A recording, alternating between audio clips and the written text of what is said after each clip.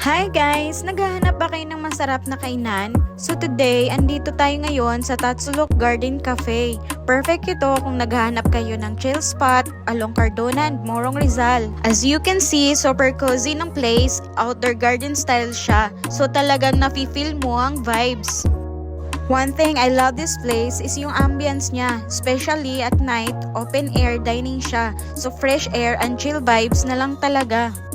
Here are some of things that you can enjoy here. Outdoor setting, perfect for barkada or family hangouts. Cozy garden setup with aesthetic lighting. With affordable food and drinks, budget-friendly at talagang sulit dahil masarap. And has a coffee and milk tea options for all types of drink lovers. Takeaway option available if you're on the go. Talagang di ka magsisisi sa mga in-order mo dahil sulit talaga ang bayad mo. Medyo may konting noise lang since malapit siya sa highway. Overall, this place is perfect if gusto mo ng laid-back na tambayan na hindi masyadong fancy but still super aesthetic, ay perfect para sa inyo to.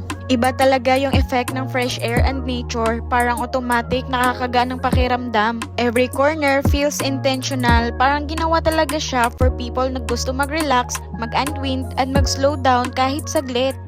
Whether with friends, family, or jowa, bagay na bagay yung place. Kahit solo ka, hindi ka ma-out of place. Ang sarap talaga tumambay at mag-enjoy ng moment. Best time to visit, late afternoon hanggang sunset. Sobrang ganda ng lighting, perfect for photos and chill moments. So, if you're looking for a place to unwind, mag-relax at tumakas saglit from the busy life,